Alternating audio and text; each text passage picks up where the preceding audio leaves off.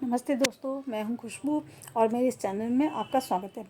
मैं आपको अकाउंट्स का बेसिक से अकाउंट्स आपको पढ़ाऊंगी। जिन लोगों को अकाउंट्स बहुत टफ लगता है वो मेरे साथ मेरी क्लास में चलिए। मैं आपको बताऊंगी अकाउंट्स क्या होता है, बिल्कुल बिगिनर्स के लिए स्टेप बाय स्टेप।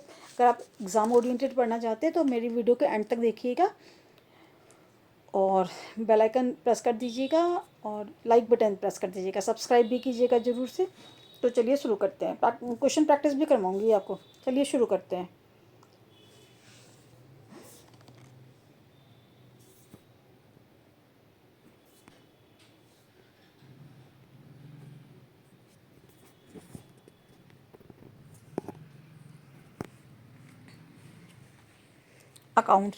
अकाउंट्स सबसे पहले अकाउंट्स क्या होता है।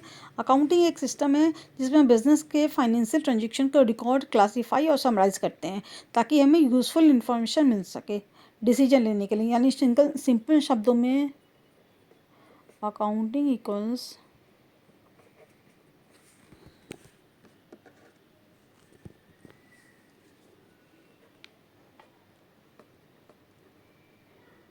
Recording plus summarising plus reporting of monetary transaction. Accounts के 3 मेन ऑब्जेक्टिव्स होते हैं। पहला रिकॉर्डिंग मीन्स ट्रांजेक्शन को लिखना, दैट इज जर्नल एंट्री। दूसरा होता है क्लासीफाइंग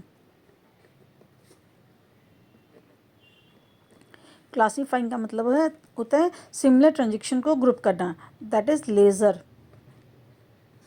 और तीसरा ऑब्जेक्टिव होता है समराइजिंग या रिपोर्टिंग, दैट इज P&L और बैलेंस शीट बनाना। तो इसमें हम लोग क्या मतलब हुआ, recording, classifying and summarising.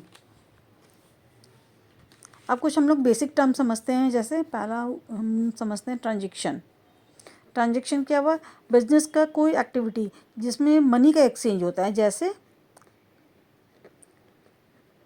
Goods को सेल करना, लोन लेना,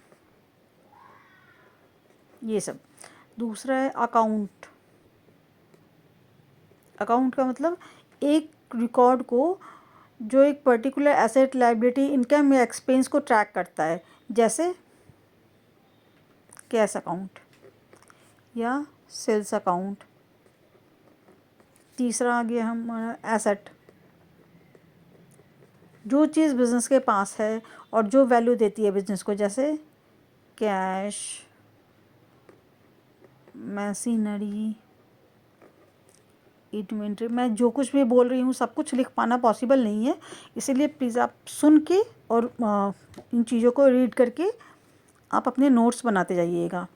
लायबिलिटी मीन्स जो बिजनेस को दूसरों को देना है, जैसे लोन, क्रेडिटर्स। फिर आता है हमारा कैपिटल, उसको हम लोग ओनर्स फंड भी बोलते हैं। इट मीन्स ओनर का बिजनेस में इन्वेस्टेड अमाउंट, बिजनेस के ओनर ने बिजनेस में जो भी इन्वेस्ट किया है। फिर हम लोग आएंगे next, revenue means income, business की अर्निंग, जैसे सेल्स या कोई अगर सर्विस ऑर्गेनाइजेशन है तो उसे उसकी सर्विस रेवेन्यू आएगी। फिर नेक्स्ट है एक्सपेंस का मतलब होता है बिजनेस की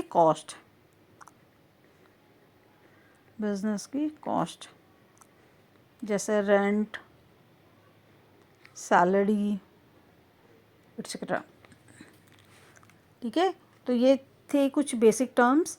अब आपको जैसे कैश अकाउंट हम लोग लिखते हैं तो सिंपल कोई भी लेज़र हम लोग बनाते हैं तो टी का शेप होता है। ये इधर होता है डेबिट, लेफ्ट में होता है डेबिट और राइट में होता है क्रेडिट। तो जब कैश बढ़ता है तो डेबिट करते हैं, और जब कैश घटता है तो क्रेडिट करते हैं। जैसे हमने सेल की तो हमारे पास कैश आया, तो हम क्या लिखेंगे, कैश अकाउंट डेबिट। इधर मैं रफ में लिखती हूँ, cash account debit to sale. तो टू सेल कैश अकाउंट में क्या आएगा, टू सेल, तो हम लिख देंगे यहाँ पे टू सेल्स। कैश को हमने यहाँ पे डेबिट किया था और सेल्स को क्रेडिट किया, यहाँ पे टू सेल्स आ जाएगा। ठीक है, उसी तरह से और भी ट्रांजेक्शन होंगे, तो फर्दर ट्रांजेक्शन हम लोग नेक्स्ट क्लास में पढ़ेंगे। आज के लिए इतना ही। अगर इसमें आपको कोई भी डाउट आता है तो आप प्लीज़ मुझे मैसेज कीजिएगा।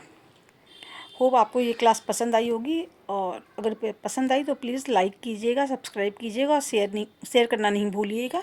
मिलते हैं हम अगली क्लास में, वहाँ पे आपको मैं अकाउंट्स के 3 बेसिक रूल्स बताऊँगी और उनसे रिलेटेड उनकी इंटरेस्ट कैसे होती है, क्लास में एग्जाम्पल भी करवाऊँगी, आपको वर्क भी करने को दूँगी।